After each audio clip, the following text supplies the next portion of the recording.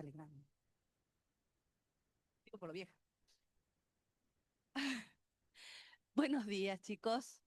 Bienvenidos. Bienvenidos a la primera clase teórica de Matemática 2. Yo soy Elsa Rodríguez Arial de Torino. Soy la profesora titular de la cátedra. Son los que me tienen que aguantar. Y voy a estar a cargo de las clases teóricas, Dios mediante que no nos pase nada. Vamos a estar a cargo con la profesora Aida, mi codocente, de las clases teóricas de los días jueves, ¿sí? Bueno, vamos a repasar rapidito algunos anuncios que ya les hicieron el día lunes en la clase práctica, ¿sí? Bueno, cómo pueden comunicarse con nosotros a través de Instagram, del canal de difusión de WhatsApp. Información importante. Clases de matemática 2 tenemos los lunes, los miércoles, los jueves y los viernes. Lunes, miércoles y viernes son, en principio, casi exclusivamente clases prácticas. Los jueves, exclusivamente clases teóricas. Salvo los lunes que le llamamos mixtos. ¿Qué pasó? Ustedes saben que durante el cuatrimestre hay feriados, ¿sí? Entonces, nosotros siempre tratamos de llevar la teoría con la práctica a la par. Entonces, por ahí, cuando caen feriados los días jueves que tenemos la teórica, nos estaríamos atrasando. Entonces, tomamos algunos lunes de la práctica para eh, suplir, digamos, y poder avanzar sobre los contenidos. Son, si no conté mal, creo que 4 lunes nada más en los que vamos a tener clases teóricas, ¿sí? Exclusivamente. Para quienes se les superponga por horario de comisión de práctica con otra materia, no se olviden que esta clase siempre va a quedar grabada o que pueden ir a contraturno. También tienen para asistir a la clase práctica, perdón, a la clase teórica de la tarde. ¿Sí? ¿Con qué? Además, bueno, tienen actividades en el aula virtual. ¿Sí? Eso sería el combo, digamos, de clases teórico-prácticas y actividades del aula virtual. ¿Con qué material vamos a trabajar? Tenemos 2 cuadernillos, el de teoría que se vende en la oficina 38 y el de práctica que está en la fotocopiadora. Para aquellos que quieran esperar un poquito, lo vamos a poder subir al aula virtual para descarga, para que lo puedan descargar con marca de agua, pero a partir del 1 de septiembre. En el cuadernillo de práctica habrán visto esta tabla y ya les deben haber explicado. Ahí están, fíjense, particularmente las actividades de los días martes, es el día que queda en hueco, ¿sí? Para que hagan actividades ustedes de manera independiente. Ahí están marcados también algunos martes que van a ser, donde vamos a hacer talleres de repaso. Ahí están marcados los lunes que vamos a tener clase aquí, teórica, ¿sí? Que creo que son, como les digo, 4. Y están marcadas también las fechas tentativas de los parciales. ¿Por qué decimos tentativas? Porque nosotros las proponemos, pero la parte organizativa de la facultad, la parte de logística, de asignación de espacios físicos, que ni siquiera se circunscribe a nuestra facultad, sino que somos un combo con todo el Centro Herrera para disponer de los anfiteatros, tiene que acomodar ese engranaje, ¿sí?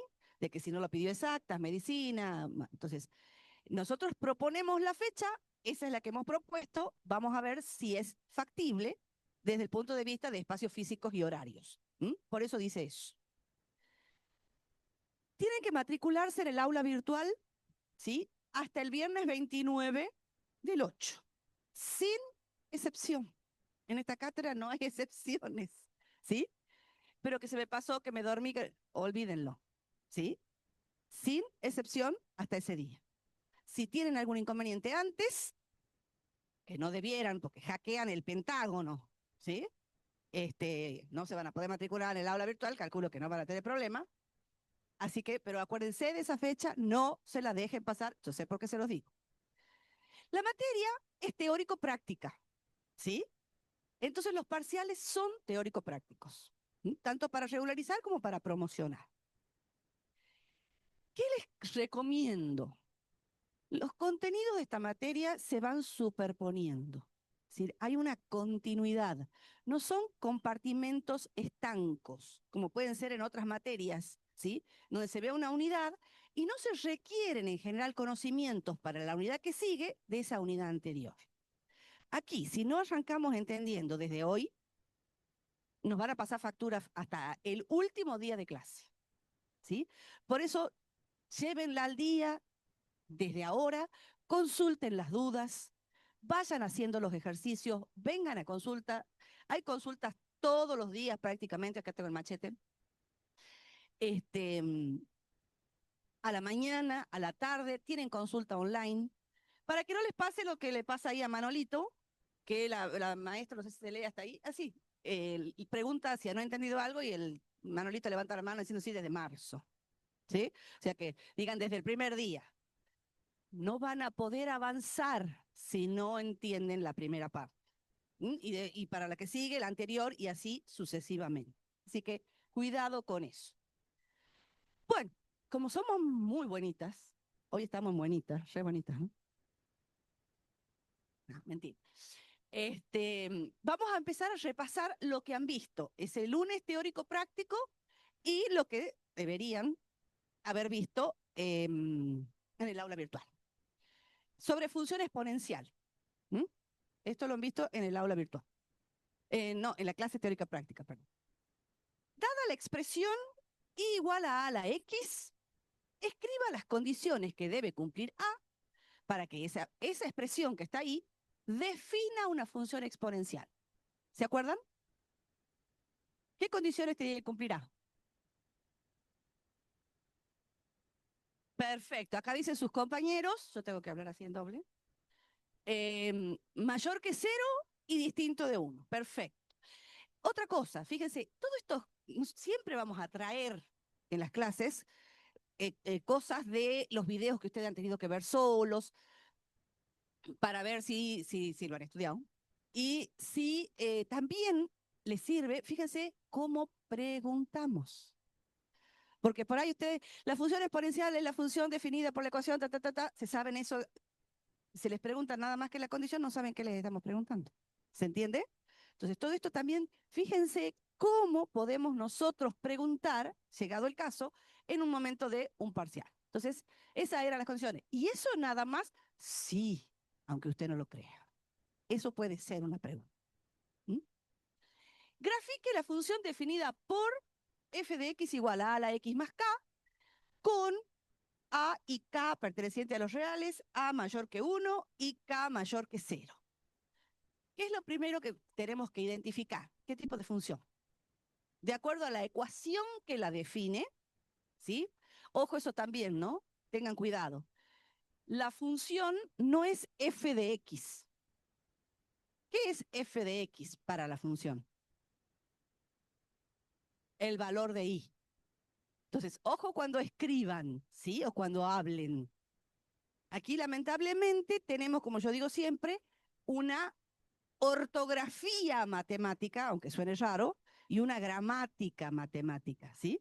Si vaca se escribe con B corta porque con B larga me clavan, en matemática la función se escribe F cuando yo digo función, porque es conjunto de pares ordenados, y digo F y estoy hablando del XY, ¿sí? Y hablo del valor del rango o del valor de Y cuando digo F de X, ¿sí? Es como que si en español digo mamá, ya sé a quién me refiero, y cuando digo papá es otra cosa. ¿Se entiende? Es decir, en lengua no le sacan factura al docente cuando les dice eso. En matemáticas sí. Pero sí es lo mismo, profe. No es lo mismo. Bueno, volvamos al ejercicio. Identificamos la función. ¿De qué función se trata? De una exponencial. Bien. Cuando en general nosotros decimos que hacemos una gráfica, lo que hacemos es hacer un bosquejo, decimos nosotros. Sí, fíjense, porque ahí no tienen un número. A ustedes les gusta con números, ¿sí? La idea, muchas veces, es decir, no trabajamos con papel milimetrado ni con escala rigurosa. No, no, no. Simplemente necesitamos identificarla, tirar, como decimos nosotros, una gráfica, porque de ahí, ya verán más adelante, van a necesitar sacar datos. ¿Sí? La gráfica es muy importante. Entonces, moraleja.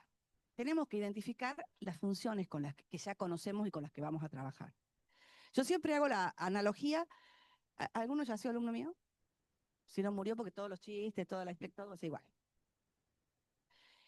Em, Cuando están en primer grado y les enseñan los números, después de que han internalizado esos números, saben qué significa el 1, qué significa el 2, cuando la maestra ha visto eso, ¿qué les hace hacer después con el 1, el 2 y el 3? ¿Qué les enseñan? Acá dice sus compañeros, a sumar, a operar. Bueno, nosotros aquí para trabajar necesitamos que ustedes tengan internalizadas las funciones. ¿Por qué? Que las conozcan, que las reconozcan, que sepa qué significa el A, qué significa el K, qué significa el X, que esté todo, el dominio, el rango, como si es creciente, todas las características que puedan reconocer en cada una de las funciones, porque son nuestros números. Es el equivalente al 1, 2, 3 del primer grado, porque nosotros, ¿qué vamos a hacer con esas funciones? Las vamos a sumar, las vamos a restar, multiplicar, dividir, invertir, componer, porque los matemáticos son muy locos. Cabe destacar que están en manos de dos matemáticas, ¿sí? No somos contadoras, somos licenciadas en matemáticas las dos. O sea, brujas mal. Las vamos a derivar, las vamos a integrar, ¿sí? Entonces, así como con los números había que después, con el 1, 2, 3, después van a armar las fracciones, iban a armar los decimales, iban a armar los corchetes, llave corchetes, paréntesis. ¿Mm? Bueno, acá vamos a hacer lo mismo. ¿Se animan a hacer un bosquejo de eso?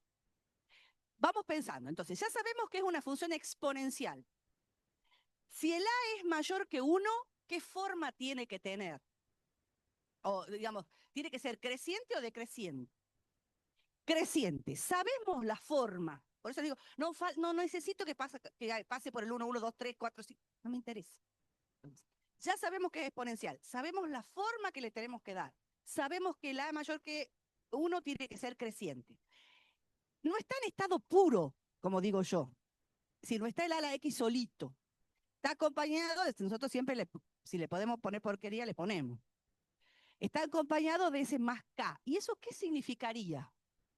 Fíjense, si yo lo razono. Ya el valor de I, que lo obtengo con esa exponencial, digamos, en estado puro, le estoy sumando un valor. Entonces, ¿qué le va a pasar a ese valor de I? Va a subir, ¿no es cierto? Va a subir K veces. ¿Sí? Entonces, ¿qué opinan? ¿Será algo así? ¿Tiene forma de función exponencial? Para A mayor, para un valor de A mayor que 1. ¿Mm?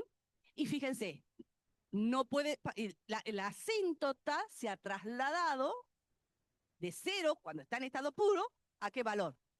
Al valor de K. ¿Mm? Vamos ¿está bien ¿vamos bien hasta ahí? Vamos a la otra pregunta. ¿Cuál es la consideración que debe tenerse en cuenta para determinar el rango de esta función? Explique. En el 95% de las veces, al rango lo vamos a determinar con la gráfica. Por eso para nosotros la gráfica es una herramienta poderosísima, ¿sí? Poder graficar una función nos va a dar muchísima información, que nos va a hacer salir de las definiciones, que en matemática las definiciones suelen ser complicadas. Nosotros los matemáticos tenemos definiciones e inmediatamente buscamos chicanas, buscamos atajos a través de propiedades, a través de otras formas de hacer lo que por definición es complicado. ¿Sí? Determinar rango por definición es complicado. Entonces, ¿qué vamos a tener que hacer? La gráfica. Todo el contenido que vamos a desarrollar hasta el segundo parcial, más o menos, apunta a que no solo vamos a graficar funciones conocidas, ¿sí? Ustedes van a llegar a graficar funciones que pueden tener, por decirle, 3 a la X sobre raíz cúbica de X cuadrado más 2. O sea, no es lineal, no es cuadrática, no es nada conocido. Con las herramientas que nosotros les vamos a dar, van a poder graficar cualquier cosa. ¿Sí? ¿Por qué? Porque de la gráfica se saca mucha información. En este caso en particular, por eso le digo, esta función es muy particular, sí podemos de alguna manera razonarlo al rango. Si veo la gráfica esta que está ahí, ¿yo podría decir cuál es el rango? ¿Cuál sería el rango? Acá dicen sus compañeros K infinito con K abierto, intervalo abierto. K infinito, perfecto. ¿Ven? De la gráfica.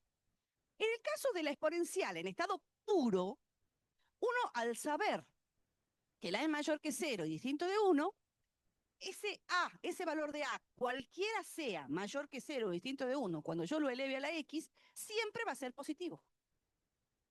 Pero ¿quién es A a la X? ¿Sí? Lo veo acá el puntito. No lo veo. Por acá anda, esperen que enfoque. ¿Quién es A a la X? ¿Cómo definíamos? ¿Cuál era la ecuación que definía la función? I igual a la X. Entonces, o lo mismo que I, ¿quién es I lo mismo que I? Entonces, fíjense, espere que baje.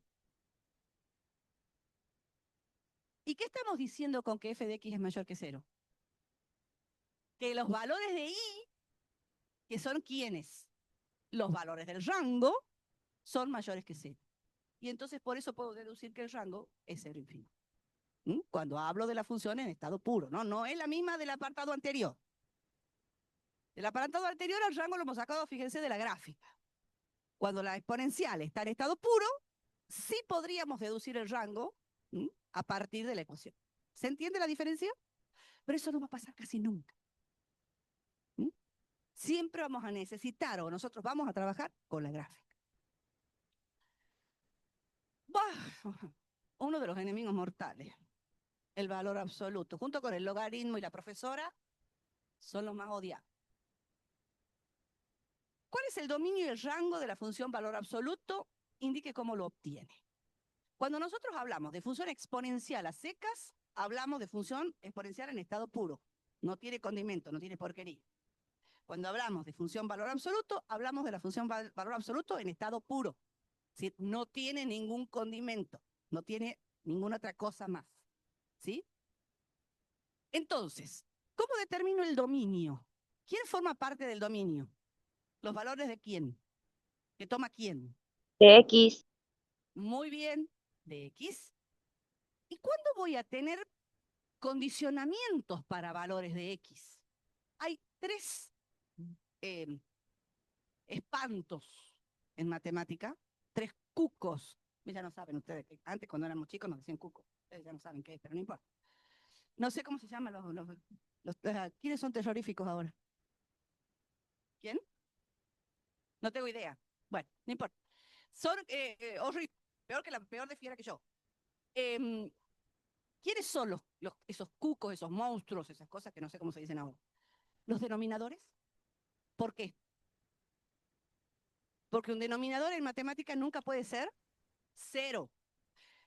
¿Pero por qué? Porque a estas locas se les ha ocurrido. No, imagínense, si yo quiero repartir algo, si yo tengo que dividir, ¿qué significa dividir? Repartir. Si yo lo pienso humanamente, saquemos la matemática de lado. ¿Tiene sentido que a mí se me ocurra repartirle a nadie? Entonces, ¿es locura nuestra que el denominador tenga que ser distinto de 0? La humanidad te lo dice por humanidad misma. ¿Se entiende? Bien. ¿Qué otro cuco tenemos de este lado de la vereda? Porque del otro lado de la vereda no es tanto, me refiero a exactas. Cuando tenemos raíces de índice par. ¿Por qué? Porque para estar dentro de los números reales, lo que está dentro de la raíz, ¿cómo tiene que ser?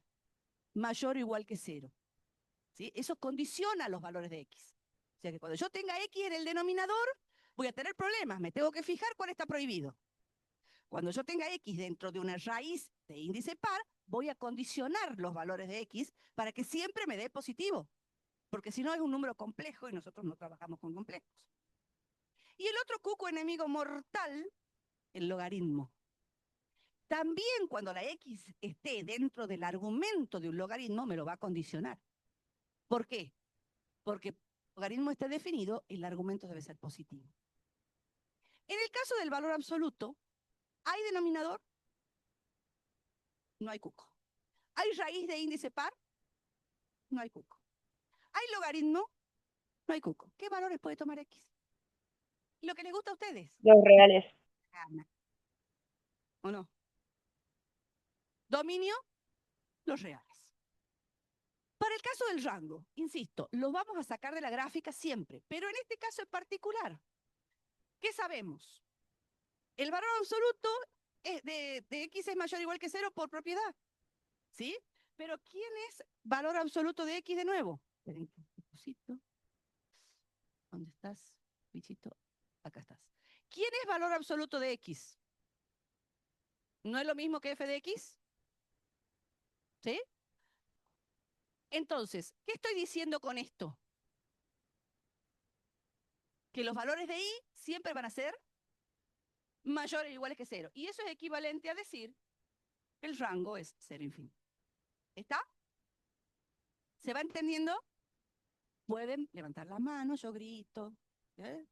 Pero pueden levantar la mano, no les voy a hacer nada, y preguntar si hay algo no se entendió. Perdón, borré todo. Ahí está. Si también, si me acelero, me dicen, pare.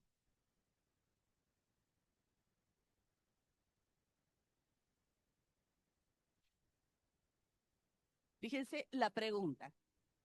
¿Cuál es el dominio y el rango de la función valor absoluto? Sí, fíjense, ese detalle también entre líneas, si saben leer entre líneas, cómo pueden estar formuladas las preguntas. ¿Sí? Esto sirve para repasar, pero también sirve para eso. Pregunta, ¿la función valor absoluto es biunívoca? No. No, no es biunívoca, muy bien. ¿Cómo, en general también, probar si una función es biunívoca o no, analíticamente es complicado? Usando la definición es complicado. ¿De dónde vamos a sacar en el 95 o 99% de las veces esa información? De la. Entonces nosotros sabemos cuál es la forma de la gráfica de valor absoluto. Y entonces eso me puede ayudar a mí a probar lo que ustedes acaban de decir, que la función no es biunívoca. ¿Y por qué no es biunívoca?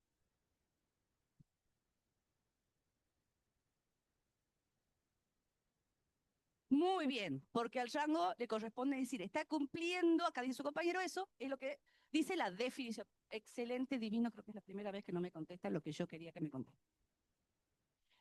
Porque por ahí traen la idea de, dice, no es biunívoca porque la recta corta 2 veces. Y yo quedo así. ¿Qué técnica práctica podemos usar para ver si es biunívoca o no? Trazar imaginariamente rectas paralelas al eje de las X y ver si esas rectas cortan en uno o más puntos a la gráfica. Esa es una forma práctica de hacerla, pero no es lo que dice la definición. Entonces yo con eso me doy cuenta. Yo hago eso imaginariamente y digo no es biunívoca. Pero cuando voy a contestar, no voy a decir porque trazo recta y corta en 2 puntos, porque eso no es definición. Eso es un atajo que tenemos nosotros, una picardía matemática, pero no es la definición.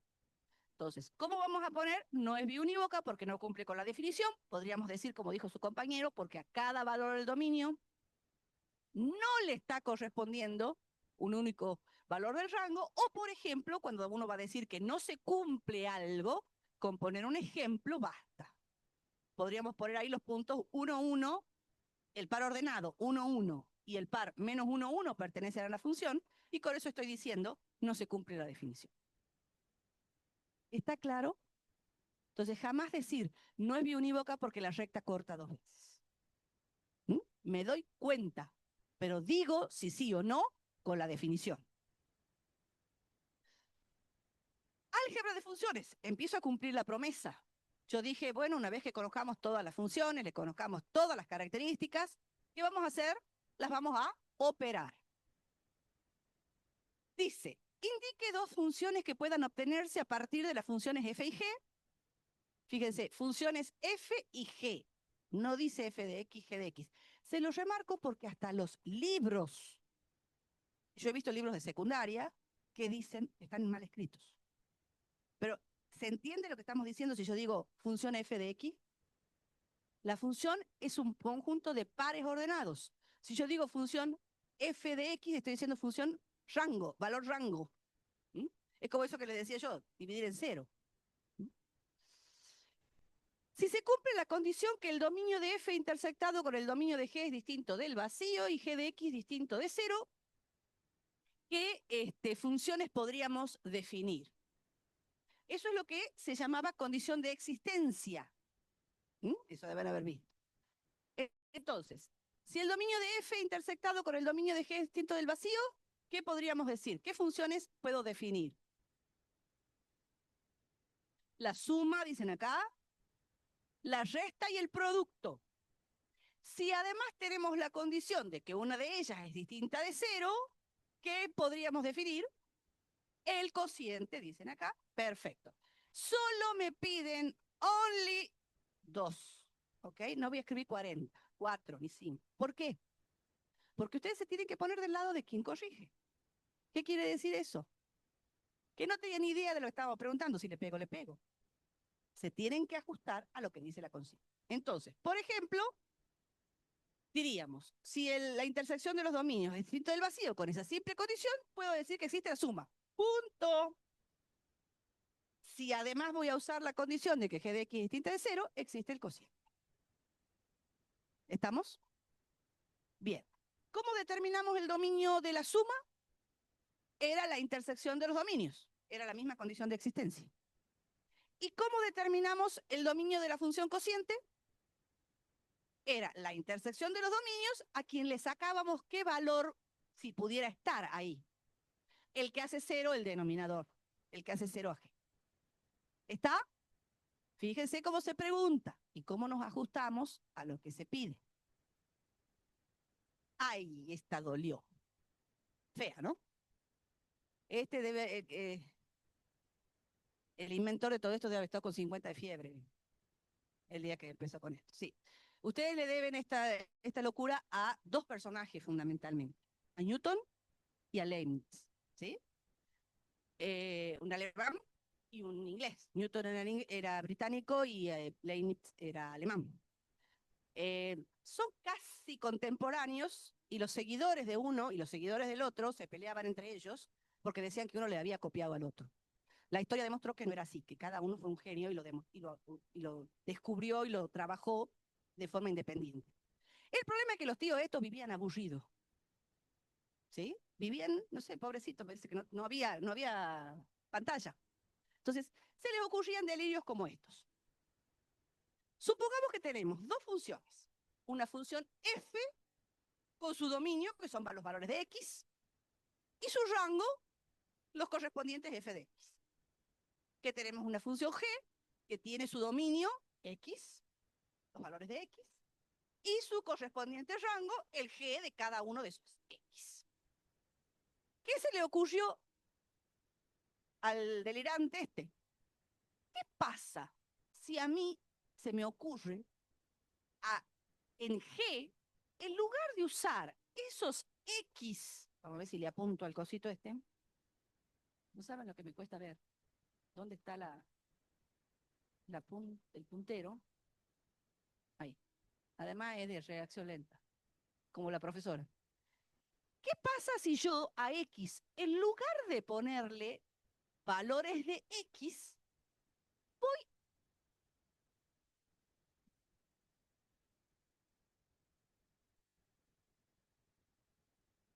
infiltrado?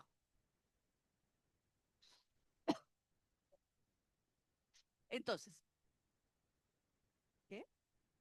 Claro, sí, en lugar de jugar. Dice la profesora que dejen de jugar y presten atención. Ella es la mala. ¿Qué pasa si a mí se me ocurre a X, a G, perdón, en lugar de ponerle sus X naturales, normales, los que están dentro de su dominio, a mí se me ocurre antes venir, calcular esto, que me va a dar un número, ¿no es cierto? Y si estuviera en el dominio de G, ponerlo como valor del dominio y calcular el valor del rango. ¿Por qué me pasa esa raya horrorosa? Ah, son mis anillos. ¿Sí? Ah, y no me tiene que sacar la joya de la corona. Bueno, y con eso entonces obtenemos la función compuesta g de f. Es decir, que a g la alimentamos con valores de su dominio, pero no con la única condición de que sean valores permitidos de su dominio. sino que son valores, están en el dominio, pero que los calculé con f, que antes los calculé con f, ¿se entiende? Más o menos. Surrealista, ¿no? Entonces, la idea es, cuando hacemos la composición de G con F, ¿qué hacemos? Primero vamos y calculamos f de x. ¿Qué me va a dar? Un número. Un valor del rango, pero un número. ¿Sí? Un valor. Y a ese valor, si está en el dominio de G, voy a ir a calcular ahora G de ese valor. ¿Ahí está mejor? Para poder hacer eso, tiene que pasar esto. Si el rango de F no tiene intersección con el dominio de G, si no hay, entonces no hay valores para los cuales yo pueda encontrar la compuesta. ¿Sí? De la misma manera se define, o se hace, digamos, F de G. Se puede componer G con F o se puede componer F con G. ¿Qué sería hacer componer F con G? ¿Con qué la alimentamos a F, que es la de afuera ahora? Con los G de X, ¿sí? Sí, con los valores del rango de G, siempre que se pueda, por supuesto, que haya intersección. Bueno, esa es la que más odian, creo, de todas las porquerías. Función inversa. ¿Qué han visto en función inversa? Oh my God. Enuncie dos conclusiones que se siguen de la definición de función inversa. En el cuadernillo de teoría creo que dice así. Conclusiones que se siguen de la definición de función inversa. ¿Sí? Conociendo las, ya lo vemos, ya la contestamos, ¿no? Conociendo las funciones f y g definidas por f de x igual a la x y g de x igual al logaritmo en base a de x, con a mayor que 0 y a distinto de 1, sabiendo que f es creciente, enuncie dos teoremas o propiedades que vinculan estas dos funciones. ¿Qué concepto? No es muy difícil aquí, ¿no? Pero en este caso, vamos por la segunda primero. ¿Qué concepto importante tenemos que detectar ahí para poder ver qué teoremas vamos a denunciar? ¿Qué relación guardan y igual a la x con y igual al logaritmo en base a de x? ¿Qué son una de la otra? Son funciones inversas. Entonces, ahí está la clave. Nosotros en los exámenes, en los parciales, nos vamos a poner función inversa, chicos, y le vamos a poner ejercicio. ¿Mm? Función compuesta, venía el collage ahí, el merengue ahí. Entonces, lo importante acá es acordarnos que si esto, como les digo, está sacado, no dice un cartel arriba que dice función inversa. ¿Qué teorema entonces para mirar? Y decir, ¿qué teorema tengo que escribir? Bueno, ahí entonces, antes de saberme el teorema, lo primero que tengo que entender es que esas dos funciones son inversas. Entonces ahí ya me ubico y digo, ah, sí, ya sé. Son los dos teoremas que hay en la teoría sobre función inversa. ¿De acuerdo? Entonces, lo que se deduce de la definición es que el dominio de la inversa es el rango de la función y el rango de la inversa es el dominio de la función. Esa es una de las conclusiones. Estoy volviendo a la primera pregunta, ¿no? Y que si un par ordenado AB pertenece a la función, el BA va a pertenecer a la inversa. Porque en la inversa lo que hay es un cambio de roles entre el X y el Y. Habiendo entendido antes que la logarítmica y la exponencial son inversas entre sí, sí voy a saber que los dos teoremas que tengo que enunciar son los dos teoremas que están ahí de función inversa. ¿De acuerdo? ¿Se entendió? Si la función f es creciente o decreciente, la inversa también es creciente o decreciente en el rango de f, y que la gráfica de f y f inversa son simétricas respecto de la recta de ecuación igual a x. La primera dice x.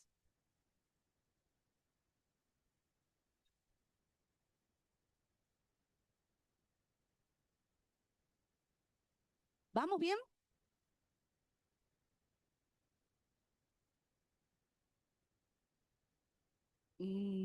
A ver, ¿a qué pregunta sus compañeros si la recta de ecuación igual a x es como una recta transversal? Hasta ahí venimos bien. Asíntota no. Es la que, en ese caso no es asíntota, sino es la que respecto de la cual las gráficas quedan simétricas. ¿Sí? Y igual a X es lo que se llama la primera bisectriz. Es cuando graficamos esa recta es que cuando X vale 1, Y vale 1. Cuando X vale 2, 2. ¿Sí? Se llama primera bisectriz. Parece una asíntota cuando yo grafico la función y su inversa, pero no es así. ¿Sí? Es la respecto de la cual la función y su inversa son simétricas. Bien. ¿Hasta aquí vamos bien?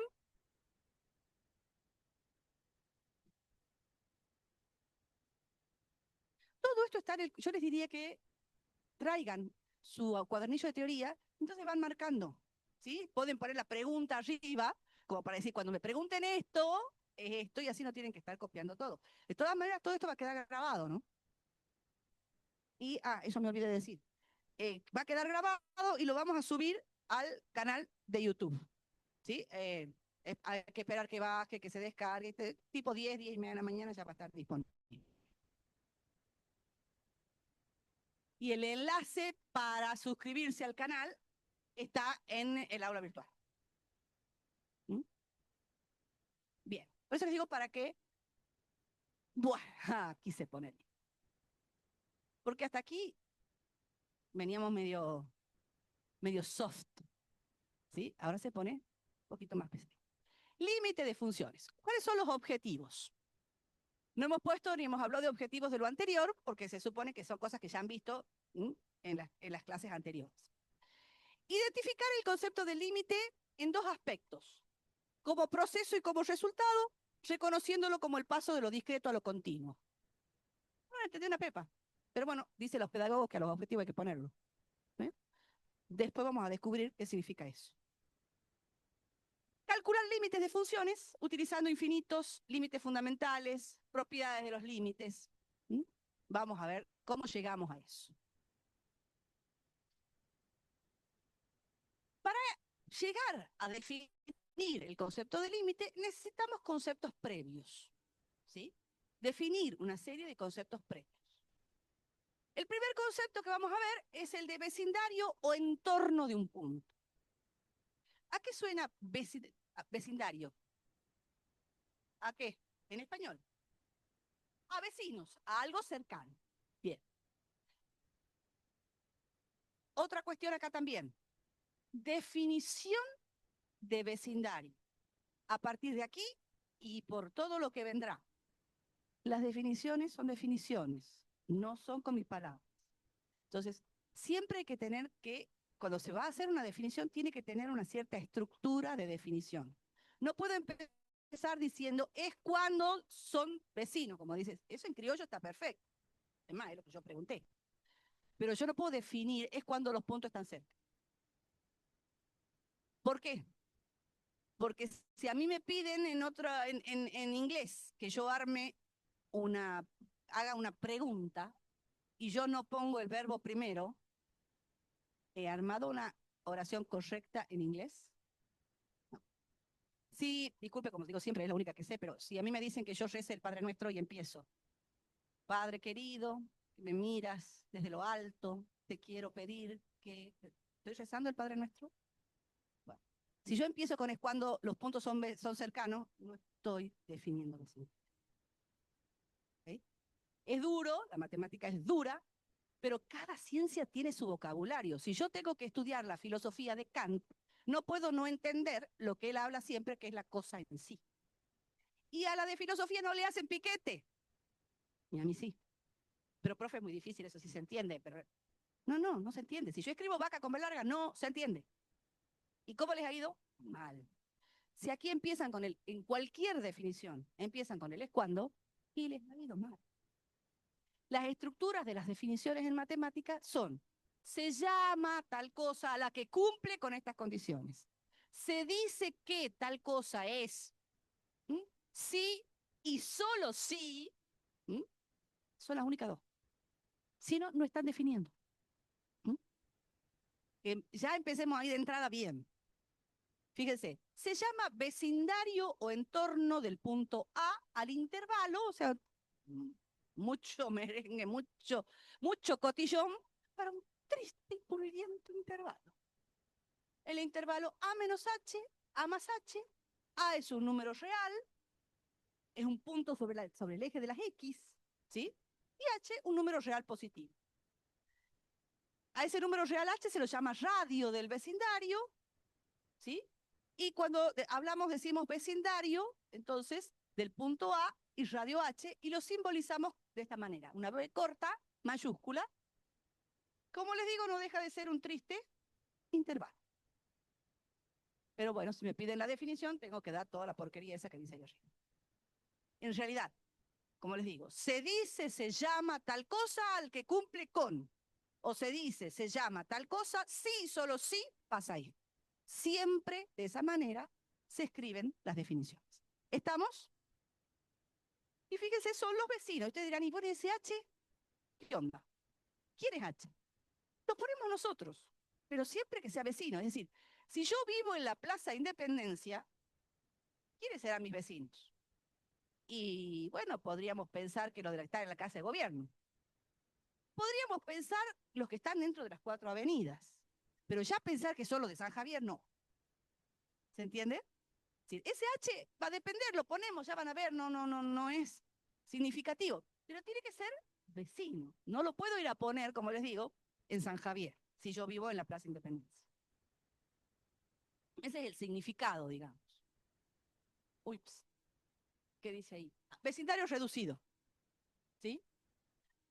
También vamos a necesitar hablar, porque claro, como cuando empezamos a estudiar un idioma, ¿visto? Tenemos que empezar a establecer un vocabulario. Nos enseña el verbo principal, nos enseña los colores, nos enseñan algunas palabritas para que empecemos a armar la frase. Bueno, acá lo mismo. ¿A qué se llama vecindario reducido? Bueno, en español, al anterior al que le hemos sacado el centro, ¿sí? Obviamente eso es para que entendamos, pero si me piden la definición de vecindario reducido, ¿qué voy a tener que decir? Se llama vecindario reducido de A la unión de los intervalos. A menos HA unido a A más H. ¿Sí? A número real y H un número real positivo. Pero como les digo, en definitiva, no es más que un intervalo al que le hemos sacado el punto del centro. Nosotros en matemática, para denotar que el punto ese no está, usamos un circulito vacío. ¿Mm? ¿Cómo lo escribimos? Fíjense, ya se empieza a poner más densa la cosa. Lo escribimos con una estrellita arriba. ¿Mm? Eso va a denotar un intervalo, un vecindario reducido. ¿Vamos bien?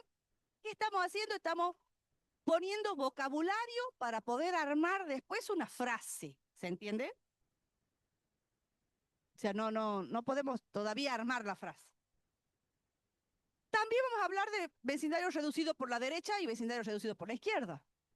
Es decir, cuando solo nos interesen los vecinos de la derecha,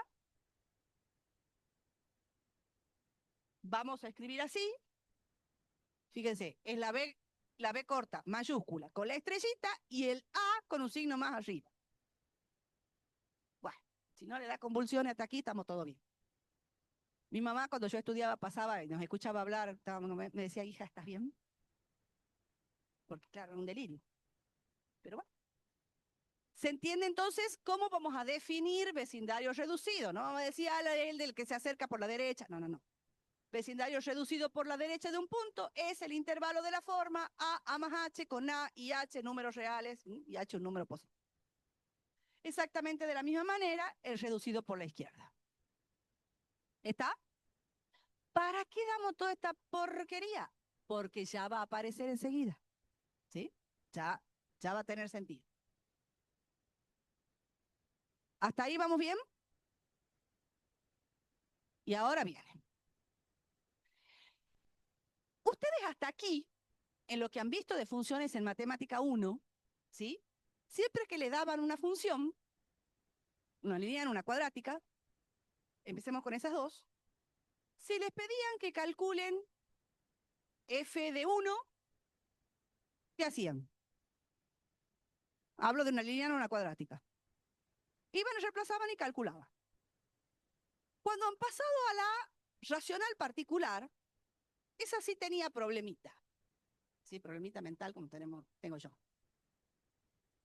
¿Qué le pasaba a la racional particular? Miren que vamos a buscar las planillas de matemática 1, ¿no? Así la, así la amenacé hace más de 30, hace como 20 años, a una de mis alumnitas que ahora es mi profesora adjunta. Le dije, ojo que estás haciendo porque te voy a ir a cambiar la nota de matemática 1. Y me creyó, pobrecito, estaba en primer año, no entendía nada. Hasta el día de hoy me odia. Le quedó marcado. Sí, así que miren, ojo que voy a revisar las planillas de matemática 1. ¿Qué pasa en la racional particular? Tiene una condición, porque la racional particular, ¿qué característica tiene? Tiene un cociente, tiene un denominador, se los para los pelos. Nosotros en matemáticas, ustedes acuérdense, hay denominadores, hay raíces de índice par, o hay logaritmos en el acto entéricos. ¿Por qué? Porque hay condiciones. En la racional particular había un valor prohibido, ¿sí? Pero para lo que necesitaban en matemática 1, ese valor prohibido pasaba desapercibido. No se puede, no se puede. Bueno, aquí llegó el momento de decir los no se puede no existen en matemática. La matemática tiene que definir qué pasa en ese no se puede. No hay prohibiciones. Hay prohibiciones en matemáticas, pero esas prohibiciones tienen que tener una explicación. Entonces, ¿qué se le ocurrió a estos dos genios? Decir, bueno, está bien. Hay, como en este caso, fíjense, ¿qué valor está prohibido en esa función que está definida ahí? 1. No puedo calcular f de 1. Eso es una realidad. Pero, como les digo, estaban muy aburridos. ¿Qué pasa cerca de 1?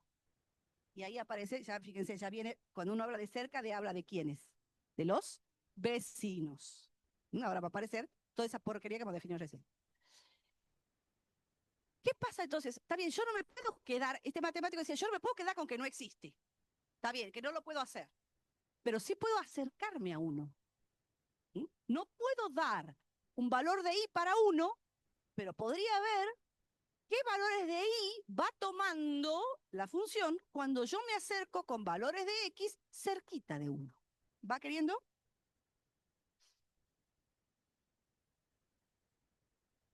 Fíjense, si hago una tabla de valores y me acerco por la izquierda, fíjense si doy el valor 0,5, 0,9, 0,94, fíjense qué le va pasando a los valores de i. Cada vez se van acercando más a, fíjense, el último es 1,99. En 1 no puedo. Está bien, eso está clarito. Si me voy acercando por la derecha de 1, o sea, si tomo 1,01, 1,02, ¿qué le va pasando a los valores de i? Se van acercando de quién, alejando, o en su defecto, al revés, digamos, se van acercando por el otro lado, ¿a quién? A 2. Listo, dijo alguien. Yo no puedo decir lo que pasa en 1, pero sí puedo decir lo que pasa cerca, en el límite del vecino, cuando me voy a la medianera del vecino. ¿Sí? Entonces, por eso es que si yo me acerco a 1 y veo qué pasa con los valores de i, voy a escribir en el pizarrón, si no, esperen que se... ¿Dónde estás? Acá. Si yo tomo un valor de x y, uy, mamita, el Parkinson, por favor. Vos no digas nada, ¿no? ¿Dónde está el valor de i? Bueno, no. Olvídenlo, esto es bochornoso. ¿Se entiende lo que quiero hacer? Es que encima no estoy sentada. Y además soy vieja. ¿Lo ven? Si lo tomo por un lado o por el otro y me voy a la gráfica y busco, esto lo voy a borrar, esto no puede quedar documentado, es una porquería. Es una porquería, ya está. Nadie lo vio, ¿no? Si no los clavo. Por cualquier lado que yo me acerque, los valores están cerca de 2. Entonces, yo no puedo decir que f de 1 vale 2 porque 1 está prohibido. Pero sí puedo decir que cerca vale 2. Y ese es el concepto del i.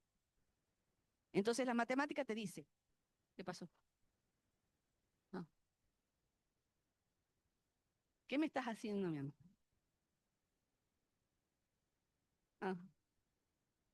Ah, buenísimo. Bienvenidos a la gente de Aguilares. Bueno. Ustedes dirán, y bueno, solo cuando hay denominadores. No. ¿Conocen ya este tipo de funciones definidas por ramas? Bueno, fíjense, ¿El 1 en esta función está prohibido? ¿Pertenece al dominio? Sí, en el anterior no. En el anterior no, pero aquí sí. ¿Sí? ¿Cuánto vale f de 1? No, g se llama esta, g de 1. 3. Pero, ¿qué pasa cuando me acerco a 1 y tengo que ir con la otra forma, con la otra ecuación de la que está definida por Ramos? Va a pasar lo de recién. Cuando me acerque a 1 por la izquierda y por la derecha, ¿a qué van a tender los valores de i? A 2. ¿Sí? El límite sigue valiendo 2.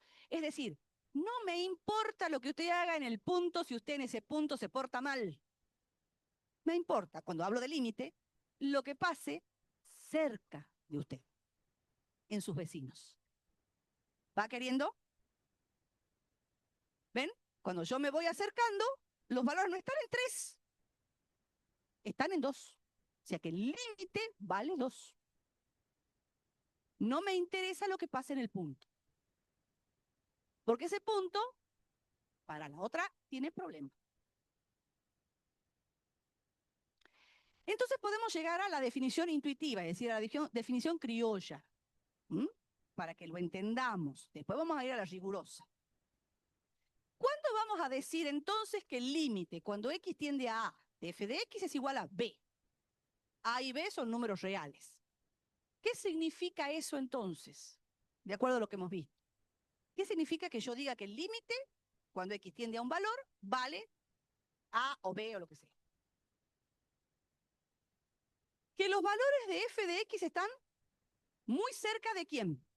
De b, del resultado. Quiere decir que el valor que devuelve el límite es un valor de i, por decirlo de alguna manera, ¿sí? Entonces, los f de x, que son los valores del rango, están cerca de ese valor que me da el límite. Y eso ya, pasando a algo más riguroso, ¿cómo lo vamos a decir?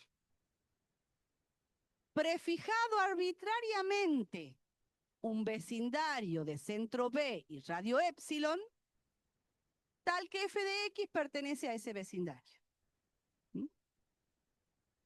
Decir que f de x está cerca de b en español, matemáticamente hablando, quiere decir que ese f de x pertenece a un vecindario. ¿Sí? De centro B, porque es donde está cerca, y epsilon es una letra que usó Newton, Leibniz, y les gustaba las letras griegas. ¿Qué va a ser? ¿Y cuándo pasa eso? Cuando los valores de x están cada vez más cerca de a, pero no me interesa lo que usted le haga, cómo usted se porte en a. ¿Y eso cómo se lo escribe rigurosamente en matemática?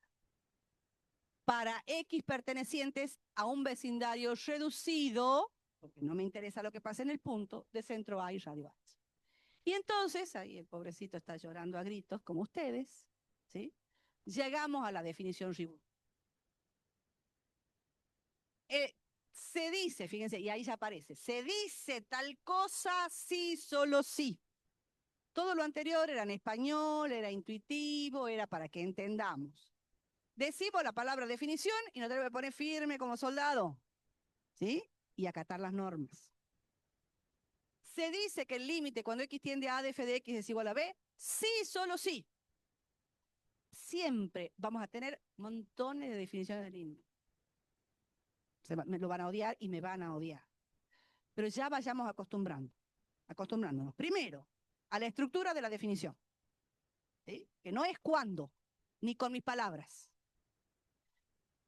¿Por dónde vamos a arrancar siempre con la definición de límite? Fíjense, me voy a sentar, vamos a pensar mejor. Vamos a decir que el límite, toma acá, que el límite vale b, ¿sí?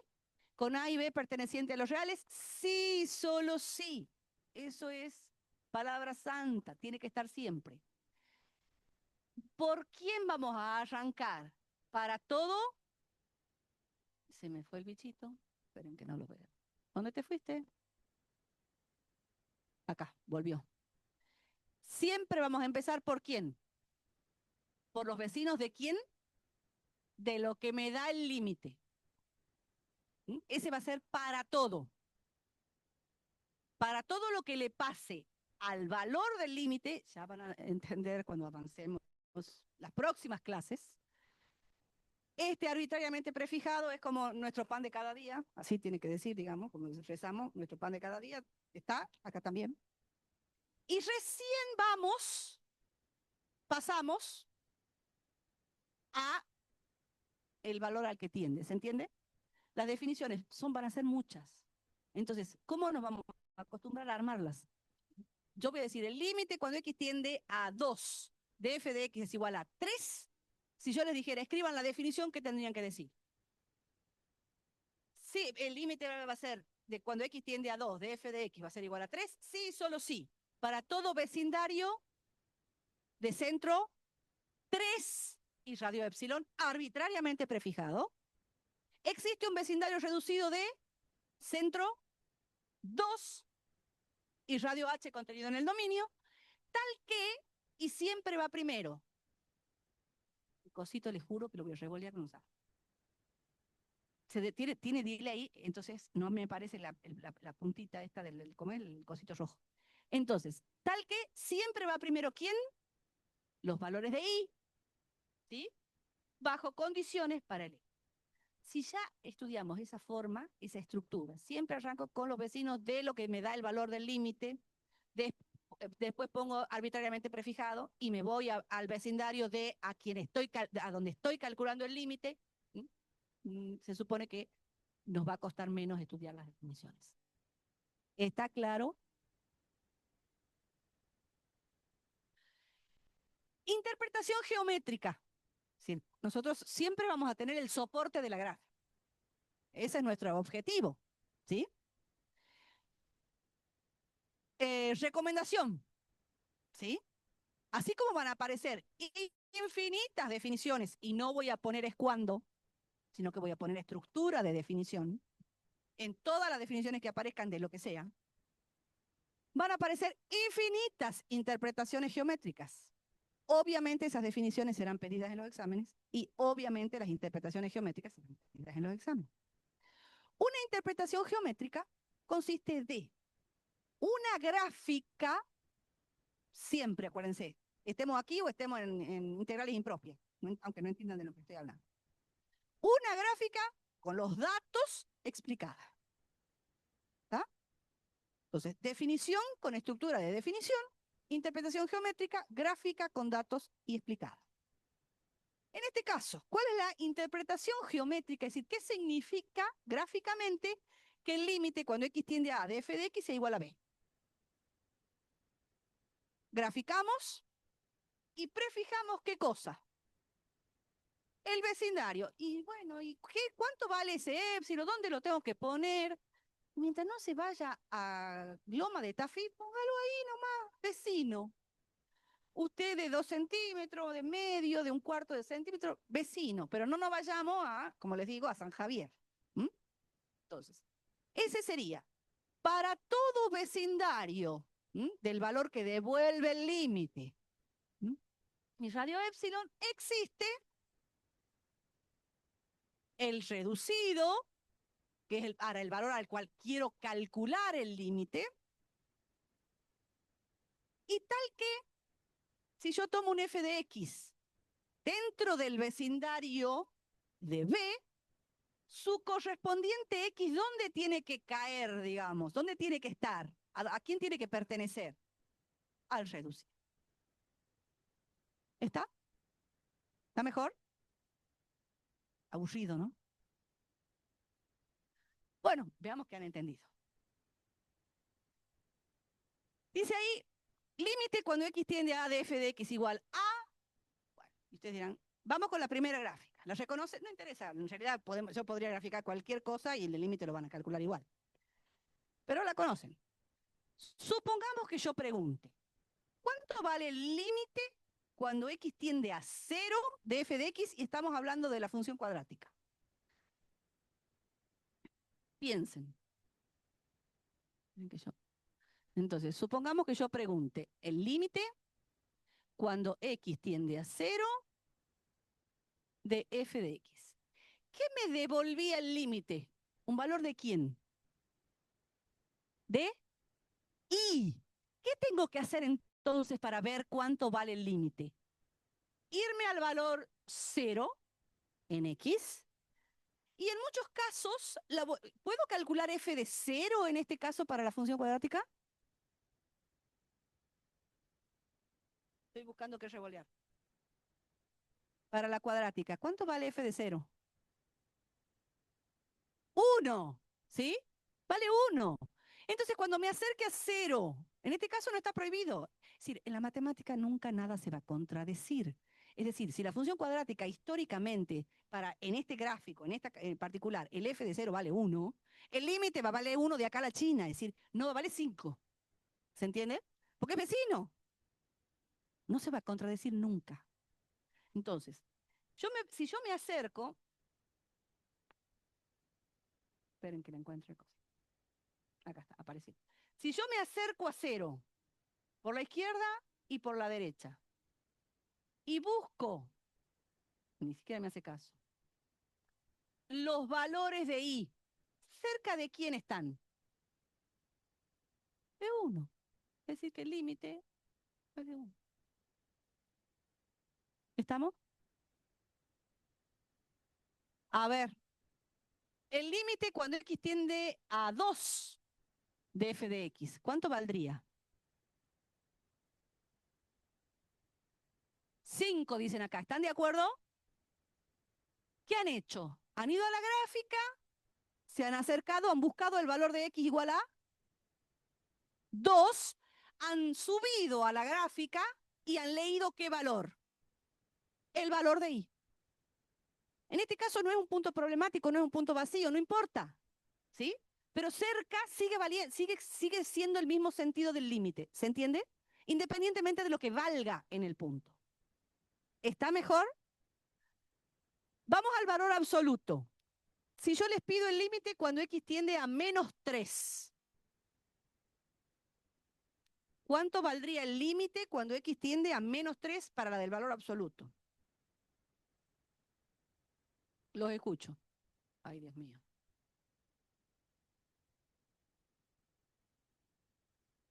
Pongámosle que esta se llame G.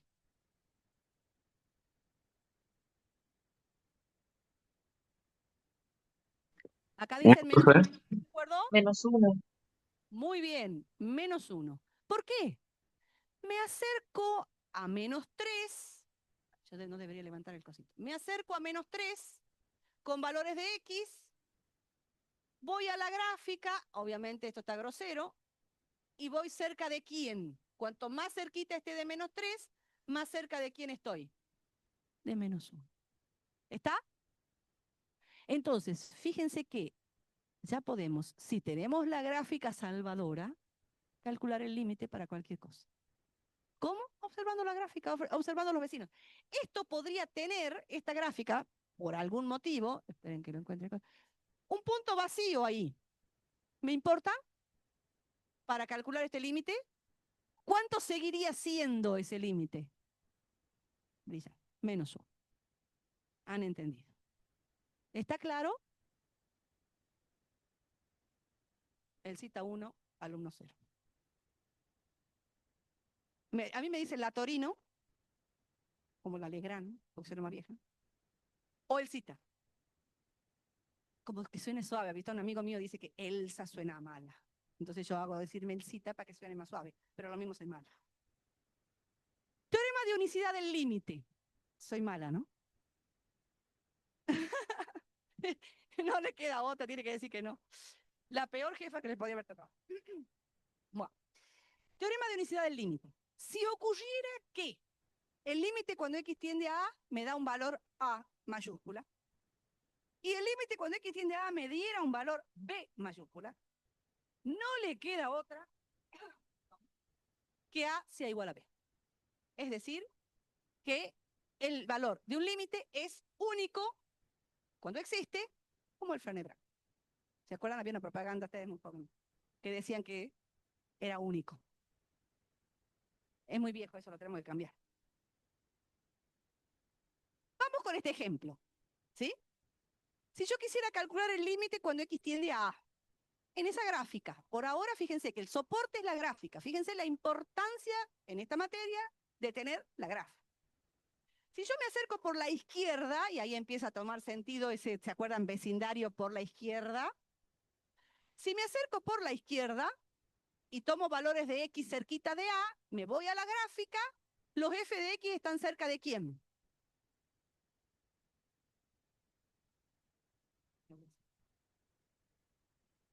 Si yo me acerco y pongo un valor de X acá, voy a la gráfica, ¿cerca de quién está el valor de f de X? Bien.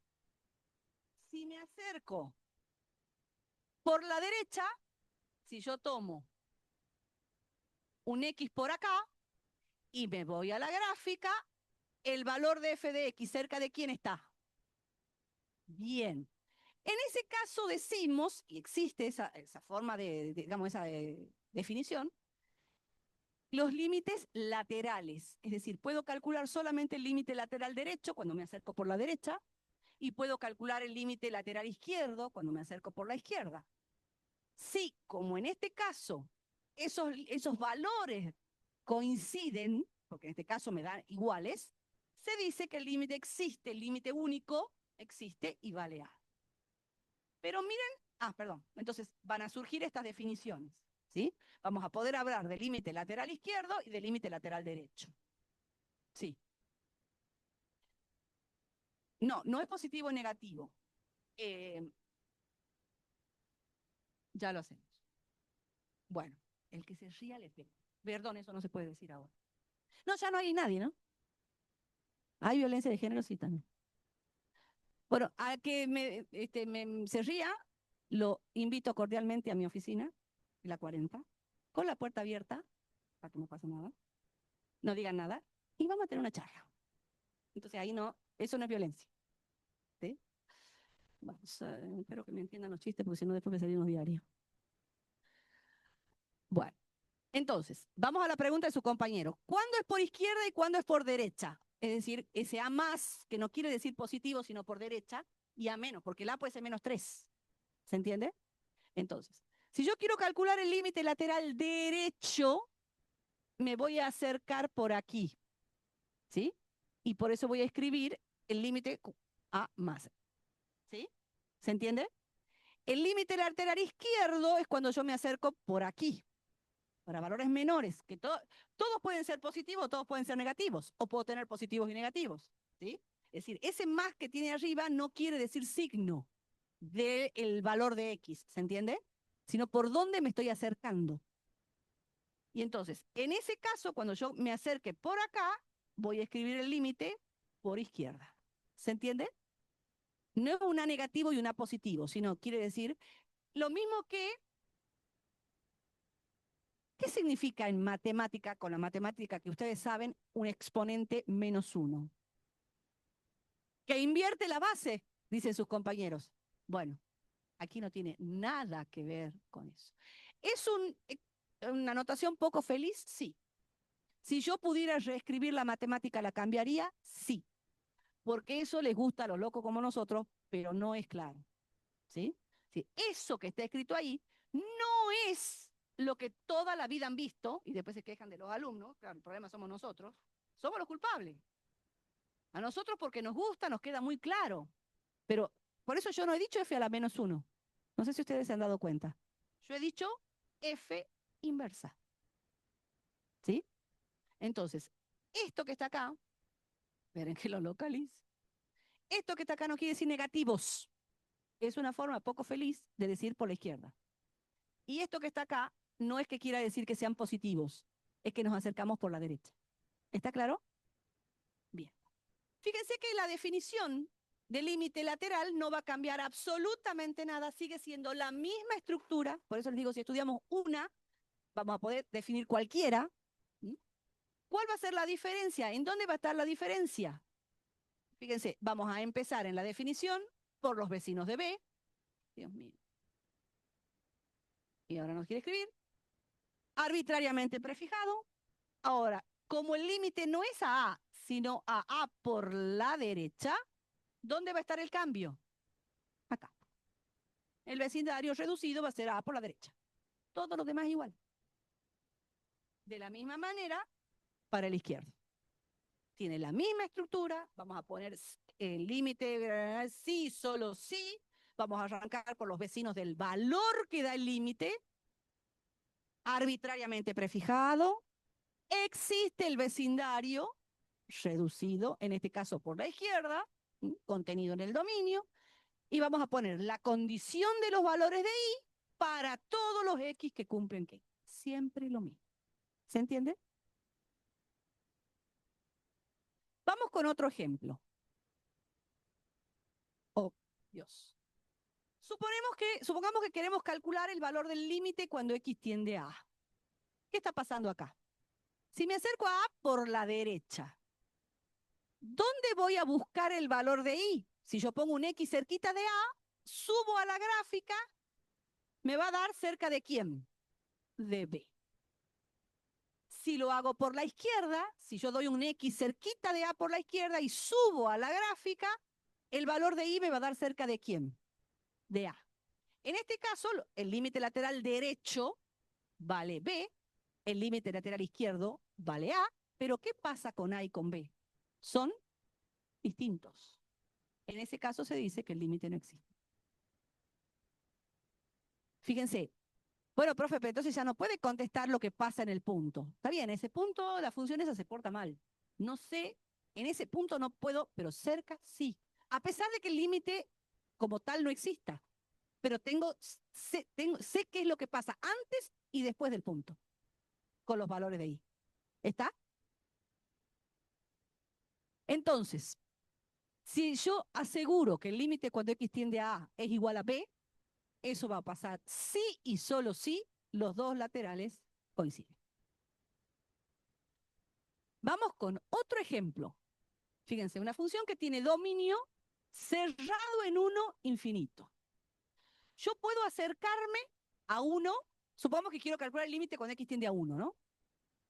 Eso no está puesto ahí. Quiero ver cuánto vale el límite, qué pasa con el límite cuando X tiende a 1 de f de X. Si yo me acerco por la derecha y pongo un X acá, los valores de f de X están cerca de ¿quién? De 0. Es decir, que ¿puedo decir esto? ¿Que el límite lateral derecho vale 0? Bien. ¿Y ahora qué pasa con el izquierdo? Hay un precipicio. No tengo cómo acercarme. No tengo vecinos, ni aunque lo ponga en San Javier. ¿Ok? Ni que lo ponga en la Antártida.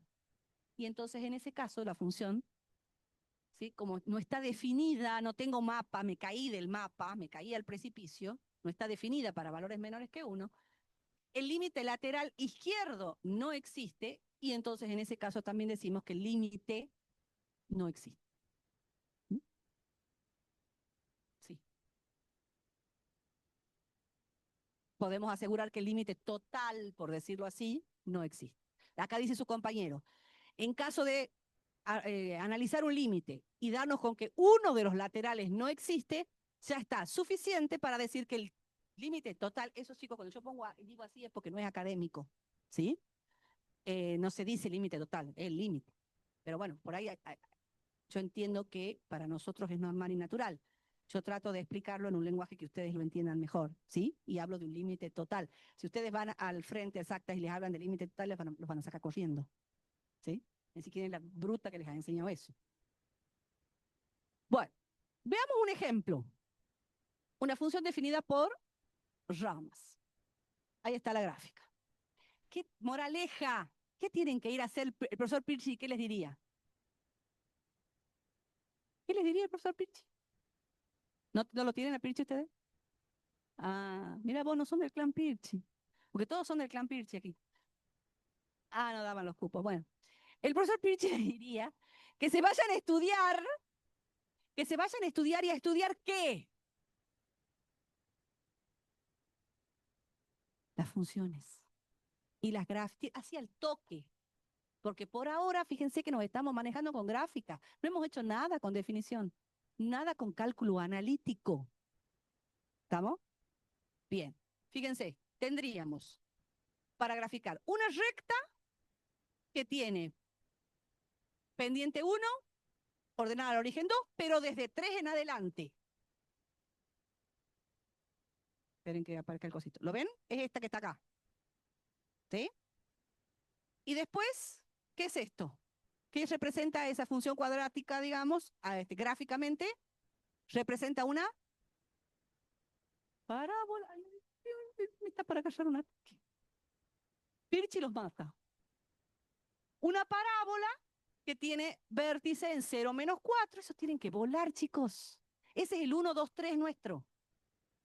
Al que no vamos a volver. Ese es un camino sin retorno. ¿Mm? Para los menores iguales que 3. No sé si está escrito. Queremos calcular el límite cuando x tiende a 3. Los escucho. ¿Qué dirían?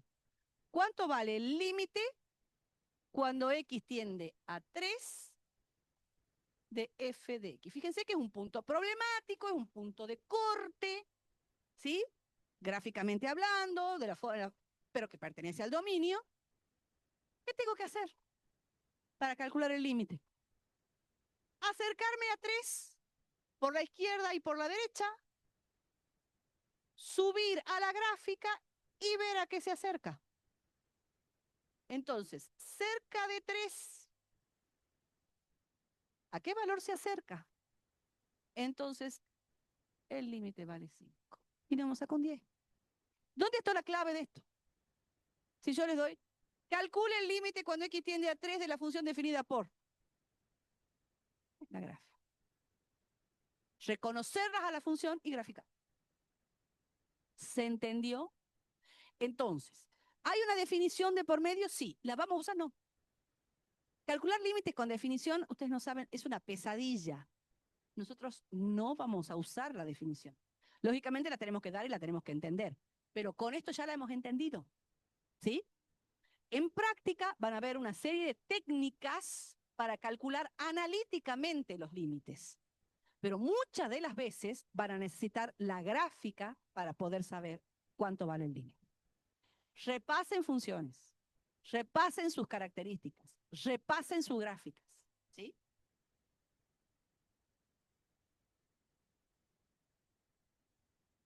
Tarea para el próximo jueves. Nos volvemos a ver el jueves, ¿no?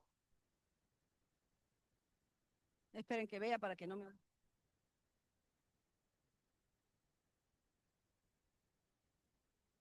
Sí, nos vemos el 21. ¿Sí? Para eso ustedes tienen que ver el martes los videos de límite que están en el aula virtual. Sí. Y vamos a continuar con esto. ¿Alguna pregunta? Además de que, ¿algún reclamo de que cambie la profesora?